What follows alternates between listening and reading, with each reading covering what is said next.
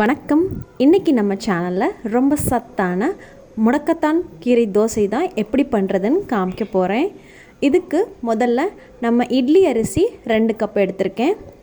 2 cup idli அரிசிக்கு அரை cup உளுத்தம்பருப்பு எடுத்துக்கணும்.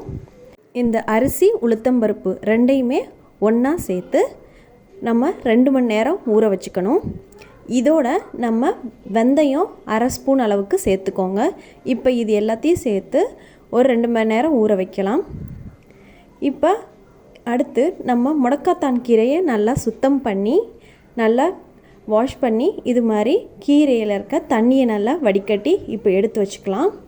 இந்த 2 மணி நேரம் நல்லா ஊறினதுக்கப்புறம் அந்த அரிசி உளுத்தம்பருப்பு வெந்தயத்தோட இந்த கீரையும் சேர்த்து நல்லா நைஸாக அரைச்சிக்கோங்க. இப்போ நம்ம அரைக்கும் போதே இதுக்கு தேவையான அளவு உப்பு சேர்த்துக்கோங்க. இப்போ மாவு பாருங்கள், நல்லா நைஸாக அரைச்சி எடுத்து வச்சுருக்கத பாத்திரத்தில் மாற்றிக்கலாம். இதில் தயிர் 1 டேபிள் ஸ்பூன் அளவுக்கு சேர்த்து நல்லா மிக்ஸ் பண்ணிக்கோங்க. இப்போ பாருங்கள், தயிரும் சேர்த்ததுக்கப்புறம் மாவு ரெடி ஆயிடுச்சு. இந்த மாவை 7 மணி நேரம் புளிக்க வைக்கணும். 7 மணி நேரம் கழித்து இப்போ பாருங்கள், மாவோட பதம் பாருங்கள், இந்த அளவுக்கு இருக்கணும். இப்போ நம்ம தோசை ஊற்ற ஆரம்பிக்கலாம். இப்போ தோசைக்கல் சூடானதுக்கப்புறம் தோசையை நம்ம ஊற்றிடலாம். இப்போ தோசை ஊற்றியாச்சு. இப்போ இதுக்கு தேவையான அளவுக்கு எண்ணெய் சேர்த்துக்கோங்க. ஒரு சைடு நல்லா வெந்ததுக்கப்புறம் நம்ம இன்னொரு சைடு திருப்பி போட்டுக்கலாம். இப்போ பாருங்கள், ரொம்ப சத்தான முடக்கத்தான் கீரை தோசை ரெடி ஆயிடுச்சு. இதுக்கு நல்ல காம்பினேஷன் வெங்காய சட்னி. இந்த வெங்காய சட்னிக்கு வெங்காயம், சிவப்பு மிளகாய், கொஞ்சமாக புளி, இதோட 1/4 டீஸ்பூன் அளவுக்கு பெருங்காயத்தூள், அரை டீஸ்பூன் வெந்தயம், தேவையான அளவு உப்பு.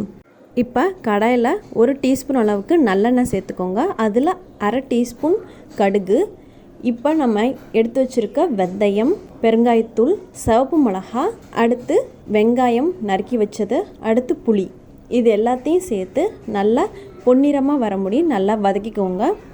இது நல்லா வதங்கினதுக்கப்புறம் ஸ்டவ்வை சுவிட்ச் ஆஃப் பண்ணிவிட்டு சூடு ஆறுனதுக்கப்புறம் இதை நம்ம மிக்சியில் வதங்கினதையும் அதோட தேவையான அளவு உப்பு சேர்த்துக்கோங்க. நல்லா நைஸாக தண்ணி ஊற்றாமல் நல்லா நைஸாக அரைச்சிக்கோங்க.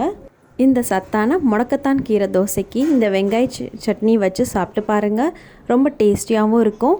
இந்த ரெசிபியை ட்ரை பண்ணி பார்த்துட்டு பிடிச்சிருந்தா லைக் பண்ணுங்கள், ஃப்ரெண்ட்ஸ்க்கு ஷேர் பண்ணுங்கள், மறக்காமல் சப்ஸ்கிரைப் பண்ணுங்கள். நன்றி.